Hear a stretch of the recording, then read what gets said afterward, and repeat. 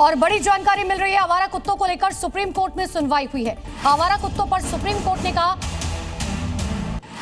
Court ने दरअसल खाना देने पर सवाल उठाए हैं। क्या जज्बात सिर्फ कुत्तों के लिए है? कुत्ते काटने पर मौत का जिम्मेदार आखिर कौन होगा? अब कुत्ता काटने पर जुर्माना देना होगा। क्या कुत्तों को खुले में खाना खिलाने के हिमायती संगठन को इसके लिए जिम्मेदार ना माना जाए? तो अगर आप कुत्ता रखते हैं, ऐसे में अगर आपका कुत्ता किसी को काटता है तो आपको मुआवजा देना होगा। उत्तर प्रदेश के अयोध्या में बीजेपी के प्रदेश अध्यक्ष पंकज चौधरी का स्वागत बुलडोजर के जरिए किया गया। इस दौरान भारी संख्या में बीजेपी कार्यकर्ता शामिल हुए,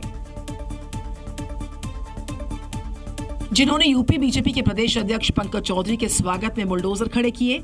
जैसे ही वहां से बीजेपी प्रदेश अध्यक्ष का काफिला गुजरा, बुलडोजर से फूलों की बरसात हो गई। बुलडोजर के जरिए दिया गया संदेश साफ था कि राजनीति तब सिर्फ नारों की नहीं, बल्कि शक्ति और प्रभाव के खुले प्रदर्शन की है। बीजेपी प्रदेश अध्यक्ष पंकज चौधरी के आगमन को लेकर बीजेपी कार्यकर्ताओं में नई ऊर्जा के साथ संगठनात्मक संकल्प भी नजर आया है। लखनऊ से लेकर अयोध्या तक जगह जगह पंकज चौधरी के स्वागत कार्यक्रम आयोजित हुए, जिनमें हजारों की संख्या में कार्यकर्ता पदाधिकारी मौजूद रहे।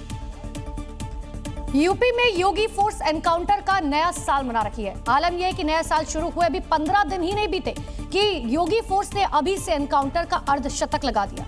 बीते 12 घंटे की बात करें, यूपी पुलिस ने एक के बाद एक कर 6 एनकाउंटर को अंजाम दिया।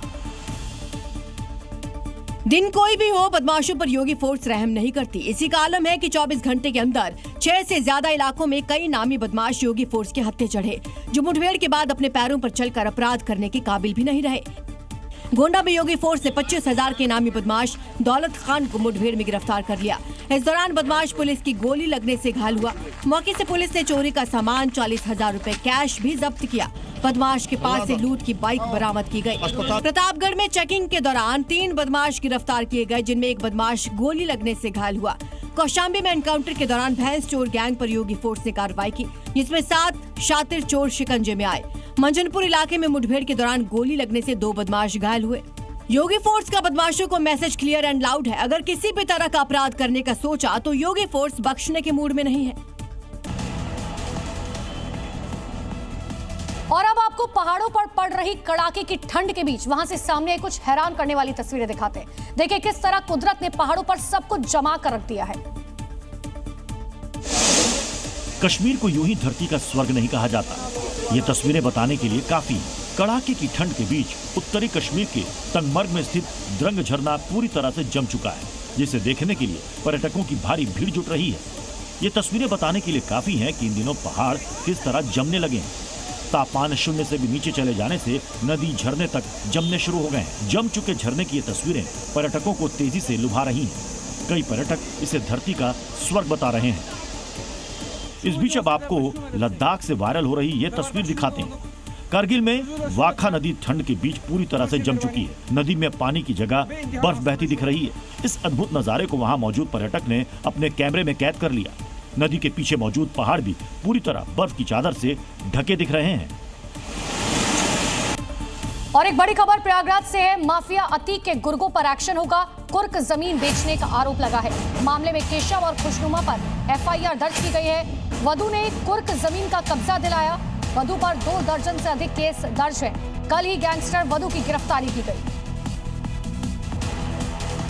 और एक से बढ़कर एक खबरों के इस बुलेटिन में अब आपको प्रयागराज से सामने अध्यात्म की भव्य और दिव्य तस्वीर दिखाते हैं। संगम की रेत पर आस्था और अध्यात्म का सैलाब उमड़ पड़ा। संगम की रेती पर इस दिव्य नजारे ने एक बार फिर महाकुंभ की यादें ताजा कर दी। यहाँ आस्था का ऐसा भव्य दृश्य देखने को मिल रहा है, जिसे देखकर हर कोई संगम के इस नजारे में गोते लगाने को मजबूर हो जाए। प्रयागराज में चल रहे माघ मेले के दौरान संगम में पवित्र स्नान करने के लिए हजारों श्रद्धालुओं की भीड़ उमड़ रही है। संगम तट पर उमड़ा आस्था का ये महासैलाब न केवल भक्ति की आध्यात्मिक शक्ति को दर्शा रहा है, बल्कि माघ मेले की इन दिव्य तस्वीरों ने दुनिया के सबसे बड़े आध्यात्मिक समागम महाकुंभ की यादों को एक बार फिर जीवंत कर दिया है। वहीं माघ मेला के दौरान श्रद्धालुओं की भीड़ को लेकर प्रशासन तैयार है। मकर संक्रांति और मौनी अमावस्या को देखते हुए प्रयागराज जंक्शन पर प्रवेश लीडर रोड से होगा।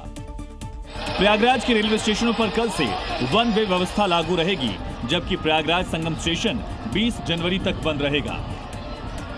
बड़ी जानकारी मिल रही है, दिल्ली पुलिस ने अपराधियों के खिलाफ बड़ी कार्रवाई की है। ऑपरेशन गैंग बस्ट में पुलिस ने 4,299 जगहों पर छापेमारी की है। 6,494 लोग पकड़े गए हैं।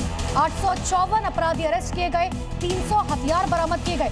118 किलो नारकोटिक जब्त किया गया। 25 लाख कैश, 117 मोबाइल फोन बरामद किए गए।